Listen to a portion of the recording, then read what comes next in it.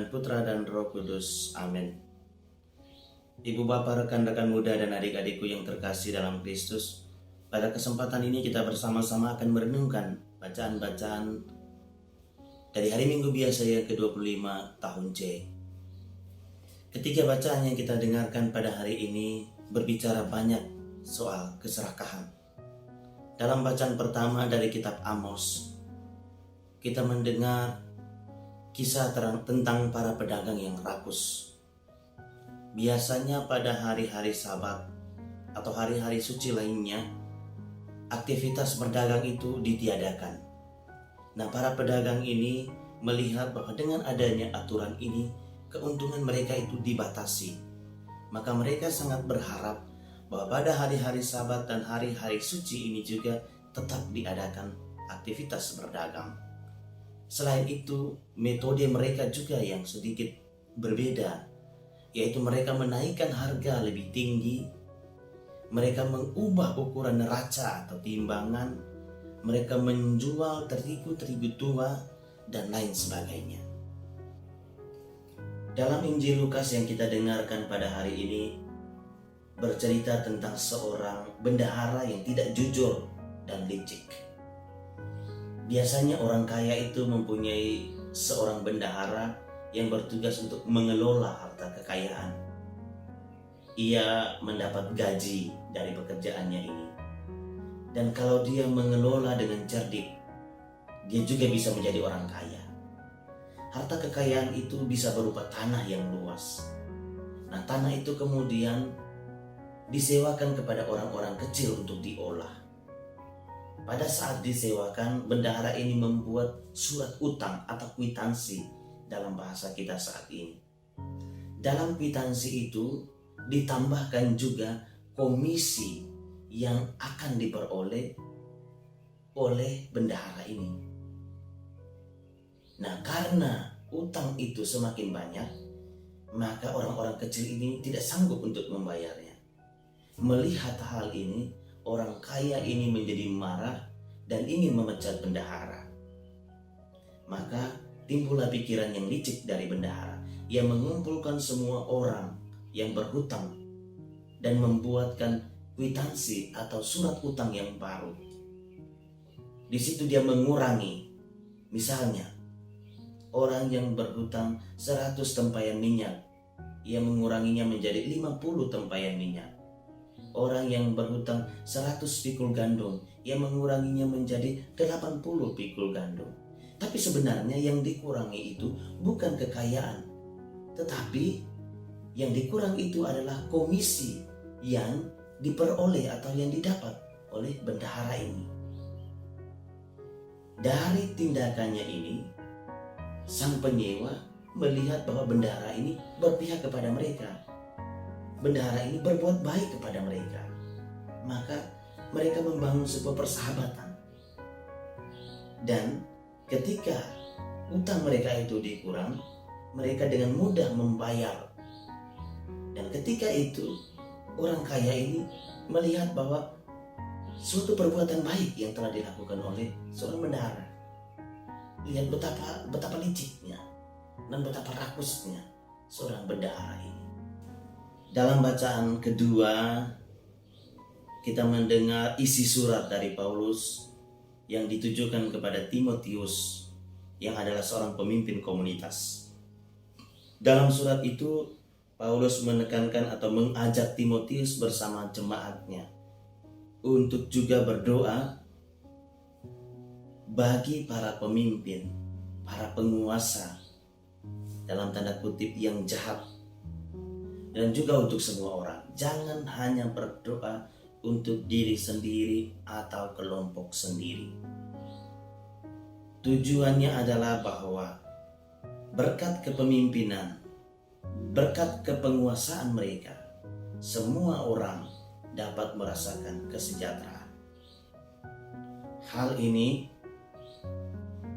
yang juga kita lanjutkan sampai dengan saat ini, di mana dalam perayaan Ekaristi kita menyampaikan doa-doa umat, bukan hanya untuk kepentingan diri kita sendiri, tapi kepentingan bangsa kita, kepentingan masyarakat umum.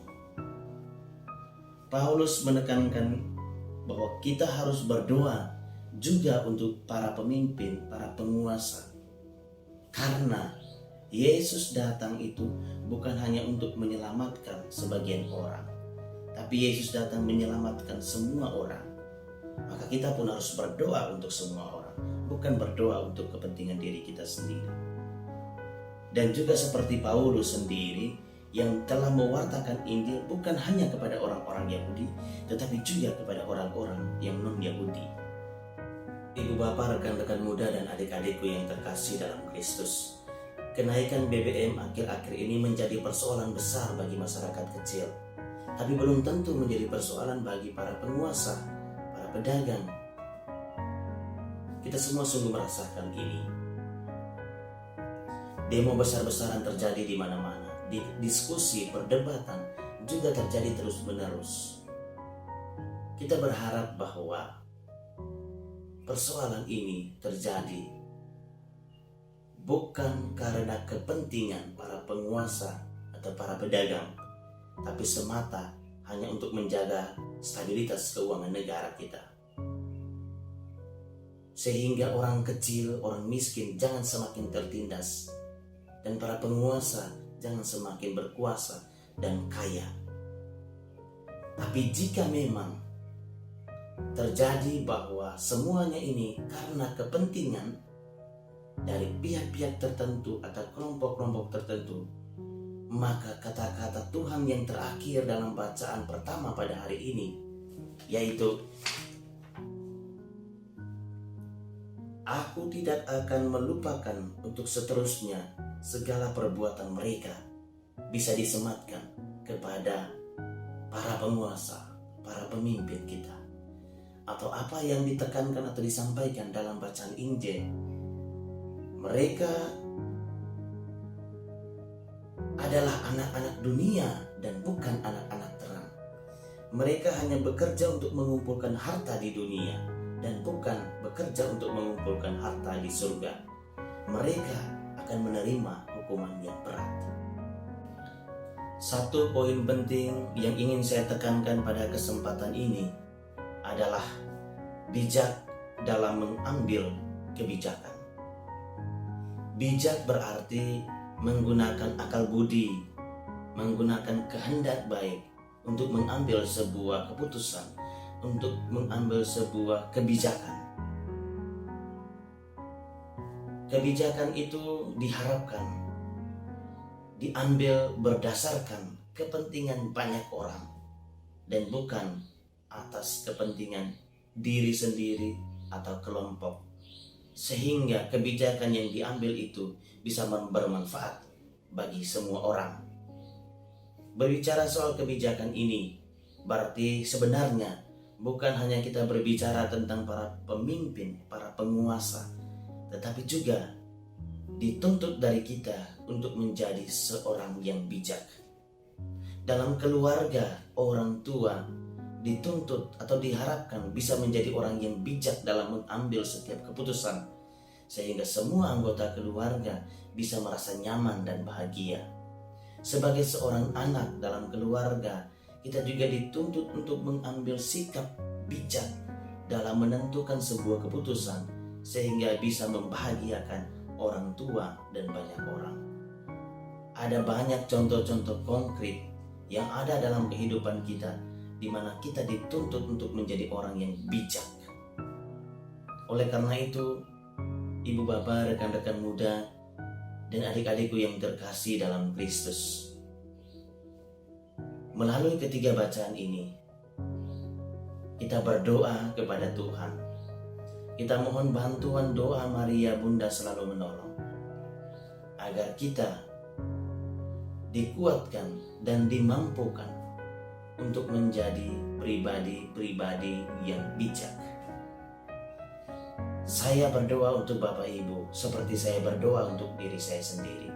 Dan saya mohon semoga Bapak Ibu juga mendoakan saya seperti Bapak Ibu mendoakan untuk diri sendiri.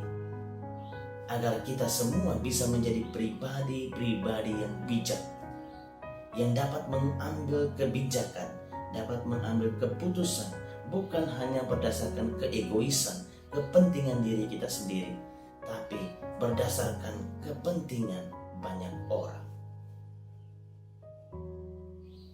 Amin. Mari kita berdoa. Allah Bapa kami yang Maha Kuasa, kami berterima kasih kepadamu atas semua rahmat dan berkat yang Kau anugerahkan kepada kami hingga saat ini, di mana kami bisa merenungkan sabda-sabdamu. Kami mohon kepadamu, utuslah roh kebijaksanaan-Mu ke atas diri kami, agar kami mampu bertumbuh dan berkembang menjadi pribadi-pribadi yang bijak dalam mengambil setiap keputusan, dalam mengambil sebuah kebijakan demi kelangsungan hidup kami dan kelangsungan hidup banyak orang. Ini kami mohon kepadamu ya Bapa, dengan perantaraan Yesus Kristus Putra-Mu Tuhan kami, yang hidup dan berkuasa kini dan sepanjang segala masa. Amin. Dalam nama Bapa dan Putra dan Roh Kudus. Amin.